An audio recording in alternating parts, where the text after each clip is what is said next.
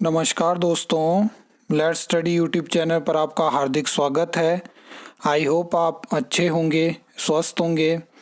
इस वीडियो में हम हिमाचल प्रदेश में जो नया बजट हमें देखने को मिला है और उसमें सरकारी नौकरियों के बारे में क्या क्या चीज़ें हैं उसके बारे में हम बात करेंगे। और इस बजट को मैं किस तरह से देखता हूँ और कुछ ऐसी जानकारी जो आपको होना ज़रूरी है, उन चीज़ों के ऊपर हम बात करेंगे। जिन जिन नौकरियों के बारे में बजट में जो है वो अनाउंसमेंट हुई है उनको भी हम कवर करेंगे। बहुत सारी चीज़ों के ऊपर हम बात करेंगे, तो वीडियो को अंत तक ज़रूर देखना। सबसे पहले मैं बता दूं कि इस साल का जो बजट वर्तमान कांग्रेस सरकार में जो है वो पेश हुआ है, तो उसमें इस बार जो है वो थोड़ी चीज़ें हमें डिफरेंट देखने को मिली हैं। अगर आप इनके पीछे 3 बजट उठाओगे तो उसमें क्या होता था कि नौकरियों की अनाउंसमेंट अलग से हमें देखने को मिलती थी। उसमें से 20 से 30% नौकरियां ही हमें बाद में देखने को मिलती थी। बाकी 60 to 70% नौकरियां ऐसी होती थी जो कि आज तक हमें देखने को नहीं मिली। रोगी मित्र भर्ती की बात पिछले बजट में करी गई, रोगी मित्र भर्ती की बात इस बजट में करी गई। जेई सिविल की बात 2023 से हो रही है कि वैकेंसी अप्रूव हो रही है, कभी कुछ चीज़ें हो रही है। अभी के बजट में पंचायत सचिव भर्ती के बारे में बोला गया, पटवारी भर्ती के बारे में बोला गया।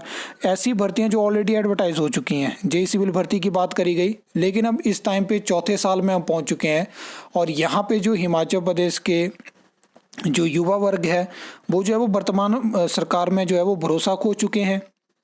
अलग अलग बजट में अलग अलग नौकरियों की बात होती है, लेकिन हमें बाद में वो नौकरियां देखने को नहीं मिलती है। अब यहाँ पे अगर हम बात करें तो सरकार की तरफ से कहा गया कि आप जानते हैं कि पुलिस कांस्टेबल का हमें फाइनल रिजल्ट देखने को मिला।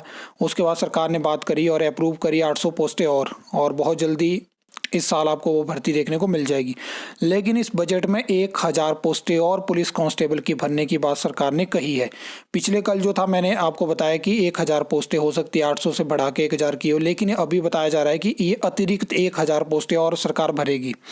उसके अलावा फीमेल सब इंस्पेक्टर की वैकेंसी, जिसमें कि 50 वैकेंसी टेस्ट के माध्यम से आपको देखने को मिलेगी।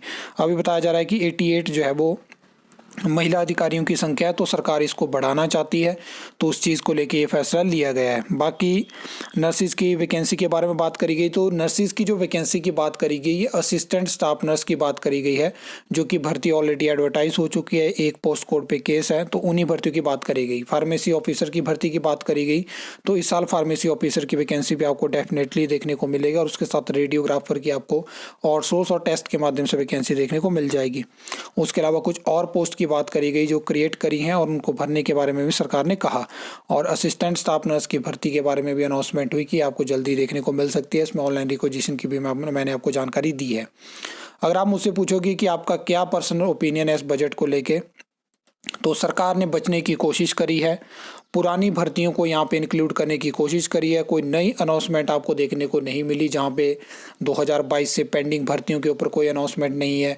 उसके अलावा female health worker, male health worker, JOIT की फर्दर वैकेंसी, सब इंस्पेक्टर की वैकेंसी, नायब तहसीलदार की वैकेंसी, उनके बारे में भी सरकार अनाउंसमेंट कर सकती थी कि हम इस बजट में उन भर्तियों को भरेंगे, हम उनको फास्ट ट्रैक करेंगे, अपनी प्रायोरिटी लिस्ट में डालेंगे, लेकिन वो चीज़ें हमें देखने को नहीं मिली।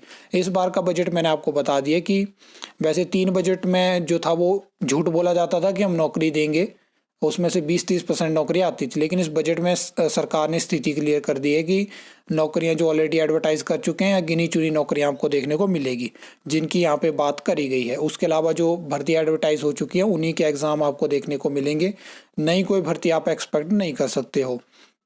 अब मेन चीज़ है कि एक तरफ सरकार आउटसोर्स एम्प्लॉयज़ की सैलरी बढ़ाने की कोशिश कर रही है, दूसरी तरफ हाई कोर्ट कह रहा है कि आप असेंशियल पोस्ट पे और आउटसोर्स भर्तियां नहीं कर सकते हैं। तो क्या सैलरी बढ़ाने की चक्कर में जो है वो यहाँ पे हिमाचल प्रदेश में जो युवा वर्ग है उनके साथ सही नहीं हो रहा है? क्या वो नौकरियाँ उनको नहीं दी जाएंगी? क्या 3 साल से रुकी गई नौकरियाँ चौथे साल भी रुकेंगी? क्या ये सरकार सिर्फ टाइम वेस्ट करने आई है, टाइम पास करने आई है? इसी मानसिकता पे ये आगे बढ़ेगी, अपने जो 2 साल इनको निकालेगी। स्थिति कुछ इस तरह की बन चुकी है। और पंचायती इलेक्शनों में भी बहुत सारी चीज़ें जो शहरी निकाय चुनाव होंगे उनमें बड़ी चीज़ें डिसाइड होने वाली है। अब इस तरह की सरकारें जब प्रदेश में आती हैं जिनको रोजगार से दिक्कत होती है, रोजगार इन द सेंस मैं ऐसा कहूँगा कि ऐसी सरकार जिसको टेस्ट से होने वाली भर्तियों से दिक्कत होती है, ऐसी सरकारें किसी भी स्टेट में हमें देखने को नहीं मिलनी चाहिए। हमने देखा कि अलग अलग स्टेट पे बहुत ज़्यादा लोन है, हिमाचल से ज़्यादा लोन है, लेकिन वो क्या करती हैं कि जो उनकी असेंशियल पोस्ट हैं, जो सरकारी पोस्ट हैं, उनको भरती हैं। क्योंकि ये सॉल्यूशन कहीं से नहीं होता है कि अगर आप जॉब ट्रेनिंग में कितनी सैलरी किसी एम्प्लॉय को दे रहे हो, आप बाकी एम्प्लॉयज़ की सैलरी बढ़ा रहे हो। जितनी आपने नेशनल हेल्थ मिशन में आपने 14,000 सैलरी इंक्रीज़ करी, मैं बोलता हूँ कि पटवारी को और पुलिस कांस्टेबल नहीं, पटवारी और पंचायत सेक्रेटरी को as a job training 12,500 salary और जेवाईटी को आप देने वाले हो। तो कहाँ आप एक पोस्ट की 14,000 सैलरी बढ़ा रहे हो, कहाँ आप यहाँ पे इतनी सैलरी नहीं दे पा रहे हो। इतना कितना खर्चा आपके ऊपर आ जाएगा, 2 साल आपके बचे हुए हैं कि आप बजट में नौकरियों के अनाउंसमेंट नहीं कर पा रहे हो।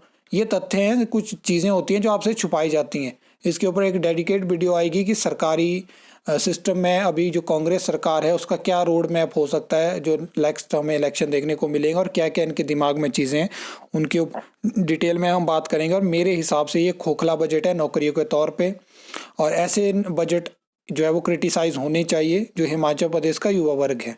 इस तरह के जो बजट है इनको आप अप्रिशिएट मत करिए, सरकारों तक ये बातें पहुंचाइए कि आपने क्या बजट बनाया, आप क्या नौकरियां नहीं देना चाहते हो। ये बहुत सारी चीज़ें हैं जिनके ऊपर बात होनी चाहिए। आई होप आपको वीडियो अच्छी लगी होगी, इन्फॉर्मेटिव लगी होगी।